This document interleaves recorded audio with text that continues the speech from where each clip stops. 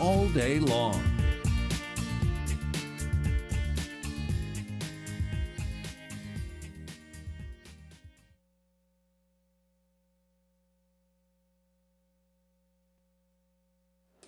Welcome back to East Texas Now. Thanks for joining us here at the top of the 10 o'clock hour. I'm your host, Devyn Shea. I'll be with you from now until 2 p.m. That's when my co-host, Michaela Goose, is going to hop on the desk, take you all the way to your 10 p.m. newscast, meaning we still have another 12 hours here to hang out with you here on the desk. Starting at the top of this hour, though, I do want to welcome in a guest with us here. Please welcome Matt Foster. There he is, the AT&T External Affairs. We're going to be talking about some really cool initiatives specific to Texas here. But first, Matt, thanks for joining us. Yeah, happy to be here. Can you hear me okay? I can hear you just fine. Thank you so much. Okay, so there is a ton of initiatives, right, that AT&T has put forth specifically in Texas to master the digital divide. Now, what we talk about in the digital divide, can you, for those of us that maybe don't know, can you give us just a brief synopsis? Sure. So, there are tremendous benefits for those that have access to internet.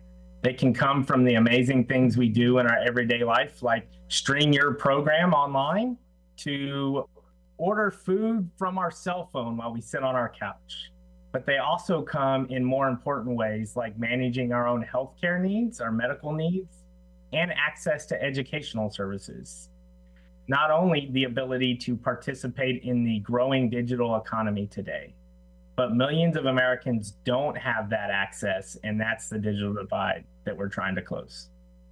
Yeah, so when we talk about the digital divide or digital literacy, where are we seeing people are most affected? Is it something from economic reasons? Is it an age gap? What are you seeing that's most effective, and would some of it surprise us? Sure. So when you look at the digital divide, you can really break it into three kind of categories. First, access, right? You have to have the physical line or the service itself. And so at AT&T, we've invested $7.6 billion in our infrastructure network here in Texas across both our wireless and wireline services. And we're continuing to invest historic amounts in those services. The other one is affordability, like you mentioned, right? Is simply the ability to pay for that. And so at AT&T, we have what we call the AT&T Access Program, which for those who qualify allows them to access high-speed internet services of up to 100 megabytes for $30 a month. And we also have similar discounts with our AT&T prepaid, Cricket, and other wireless services. And the third that we've kind of touched on is the adoption piece, right? That's another critical component of what we're trying to impact here. And we've opened this year we'll open our 50th Connected Learning Center, which allows for different, boys and girls clubs. We partner with different nonprofits to really kind of open up some digital literacy programs, helping them safely use internet, search the web, to answering emails, to paying bills and looking for jobs. Yeah, 50th Connected Learning Center is an impressive number out there, especially in the state of Texas. Now, I know you opened, or at least connected with 8 of them this year alone. So with the 50, how long have these programs been in use, and have we been able to track the data to monitor the success of these kids moving forward to see how successful getting them invested in digital literacy at this age proved to be? Sure. So just to be clear, it's our 50th across the country. I don't want to say that we've opened 50 in Texas, but we will. We've opened 8 of them in Texas. So 50 across the nation, but 8 of them are right here in Texas. And we look to partner with various nonprofits with how we engage them, and we've learned over the last 2 years that we've been doing this, since our original commitment of $2 billion, how we can scale that, right? What we've learned in that first go around was really what's allowed us to expand and increase our benefit to connecting hopefully 25 million Americans by the year 2030 with that $5 billion investment. I know you guys are also really closely connected with something that you guys called Texas Digital Divide Causes in the last few years. Can you tell us a little bit more in depth what those causes are, how they contribute to trying to close this digital divide we're talking about?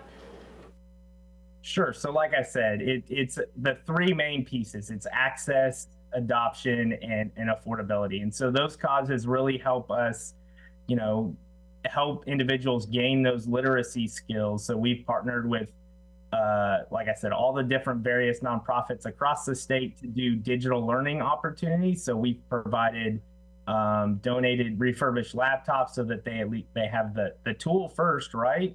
But the second piece is giving them the educational benefit. And so we've done, you know, over 200 digital literacy classes, teaching folks of all age ranges how to use the internet, what to look out for, because the internet can be a dangerous place too. So we want to make sure folks are safe and knowledgeable when they engage in that space.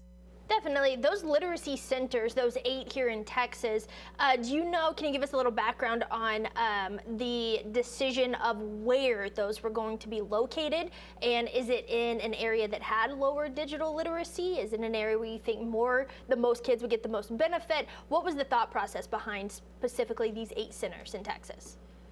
Sure. So we really kind of all over the state, right? We have one in McKinney, Texas, and a couple in Dallas, to one in Amarillo that we're working on, all across the region. So, you know, there's really it's a matter of looking where the biggest need is and where we can drive the most impact in those communities. And so we're always looking for nonprofits to partner with to help bridge that gap.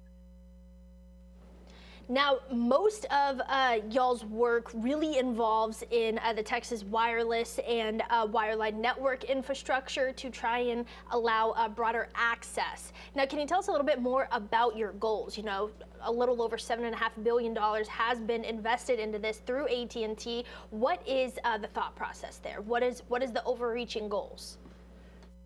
Sure. I mean, the goal is to get everybody connected as quickly as possible, right, within our area. And we know that, you know, sometimes that connection is a fiber wireline service, and sometimes that connection is 5G and wireless.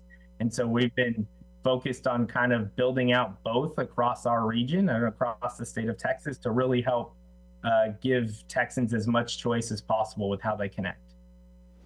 We also know that you have partnered for a little over 200 digital literacy workshops here in Texas, not just for students, but parents, a family in general, more in digital literacy, becoming more digital literate, if you will.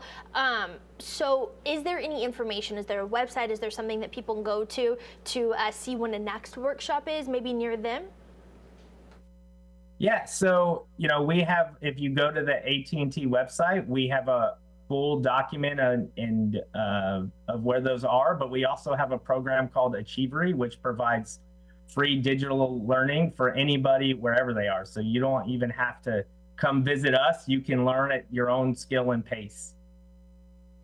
That's a really cool resource.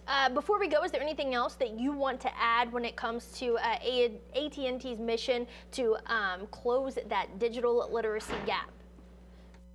Yeah, I just want to reiterate that, you know, at AT&T, we believe connection changes everything. And we want to use this $5 billion to connect 25 million people by the year 2030. Fantastic. Once again, Matt Foster, AT&T's External Affairs. Thank you so much, sir, for joining us here this morning. Thank you so much. Have a great day. You as well. All right, from there, we're going to continue. There it is.